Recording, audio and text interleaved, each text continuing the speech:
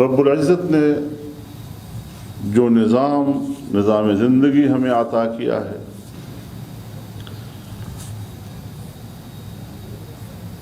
اس پورے نظام زندگی میں جتنے قواعد و ضوابط اللہ نے ہمیں عطا کیے ہیں، رہنمائی دی ہے، وہ انہی انسانی حقوق کے تحفظ کہ انسان چونکہ مدنی الطبع ہے، مل جل کر رہنے کی فطرت رکھتا ہے، تو پھر وہ ایک دوسرے کو حقوق کیسے ادا کریں گے، مل جل کر رہنے کے جو تقاضے ہیں وہ کیسے پورے کریں گے۔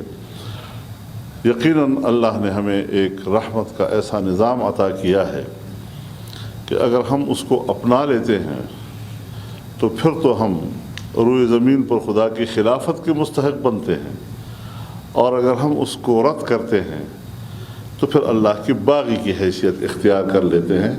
ان دو کے بیچ میں کوئی فاصلہ نہیں ہے۔ دوسری چیز معیشت ہے۔ اب یہ ہماری ترجیحات ہونی چاہیے کہ ہم ملی اور مملکتی زندگی کی ترجیحات کا تعین کریں۔ ہماری حالت تو حضرت یہ ہو گئی ہے کہ ہم مملکتی معاملات میں بھی فضائل کو زیر بحث لاتے ہیں، عبادات کو زیر بحث لاتے ہیں، اور اس کو اولین ترجیح قرار دے کر جو مملکت کے تقاضے ہوتے ہیں اس کو ہم پیچھے ڈال دیتے ہیں۔ اس اعتبار سے حضرت ابراہیم علیہ السلام کو جب اللہ تعالیٰ نے مقام امامت پر فائز فرمایا، ساری زندگی آپ شرک کے خلاف، بتوں کے خلاف، ان کی خدائی کے خلاف لڑتے لڑتے آگ میں ڈالے گئے، کیا کیا مشکلیں آپ پر آئیں، اور وَإِذِ ابْتَلَىٰ إِبْرَاهِيمَ رَبُّهُ بِكَلِمَاتٍ فَأَتَمَّهُنَّ، ہر امتحان سے آپ گزرے اور کامیابی کے ساتھ، تو پھر اس کے بعد آپ کو امامت عطا کی گئی۔ إِنِّي جَاعِلُكَ لِلنَّاسِ إِمَامًا، جو ہی آپ کو مقام امامت عطا کی گئی، اب آپ کی ترجیحات میں تبدیلی نظر آ رہی ہے۔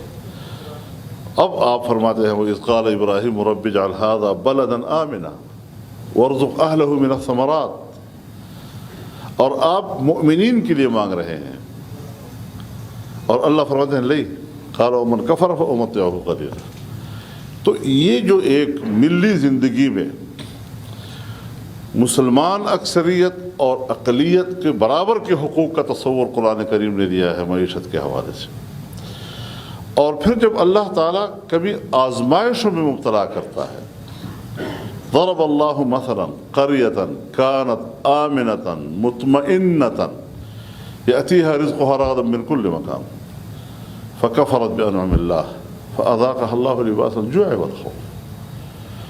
اب آبادی کی بات کی اللہ نے، اجتماعی زندگی کی بات کی، اور اس ماحول میں امن و اطمینان کی بات کی، اور اس امن و اطمینان کی جو علت بیان کی اتیہا رزقہا رغدا من کل مکان، لیکن جب ہم اس کی ناشکری کرتے ہیں، اللہ کے احکامات کی خلاف ورزی کرتے ہیں، اس کی وحدانیت اور اس کے نظام میں ہم کسی کو شریک بنا دیتے ہیں، تو پھر فکفرت بانعم اللہ، جب کفران نعمت کیا تو پھر دو مزے چکھائے اللہ نے، دو مزے، ایک بھوک اور ایک بدامنی، خوف۔ یہ دو چیزوں کا ایک بنیادی کردار ہے مملکتی اور قومی زندگی میں۔ قوموں کا جب آپ امتحان لیتا ہے اللہ وَلَنَبْلُوَنَّكُمْ بِشَيْءٍ مِّنَ الْخَوْفِ وَالْجُوعِ، یا خوف کا ذکر کرتا ہے، بھوک کا ذکر کرتا ہے۔ اللہ تعالیٰ جب پوری انسانیت کے ساتھ عمرانی معاہدہ کرتا ہے تو فَلْيَعْبُدُوا رَبَّ هَٰذَا الْبَيْتِ الَّذِي أَطْعَمَهُم مِّن جُوعٍ وَآمَنَهُم مِّن خَوْفٍ۔ آپ میری الوہیت کو مانیں، خود کو میرا بندہ مانیں، اور میں آپ کو اس کے مقابلے میں امن بھی عطا کروں گا اور آپ کو روزی بھی دوں گا تاکہ آپ کو بھوک نہ رہے۔ یہ جو بنیادی اصول رب العزت نے ہمیں عطا کیے ہیں، ہم نے اللہ سے کتنے وعدے کیے، اور اس کے باوجود ہم ان وعدوں کی خلاف ورزی کر رہے ہیں۔ معیشت کی تقسیم تو اللہ کی ذمہ داری ہے. جب ہمیں پیدا کیا، مل جل کر رہنے کی فطرت عطا کی اور تمام نعمتیں ہمارے لیے پیدا کی، اس کو تقسیم کیسے کریں؟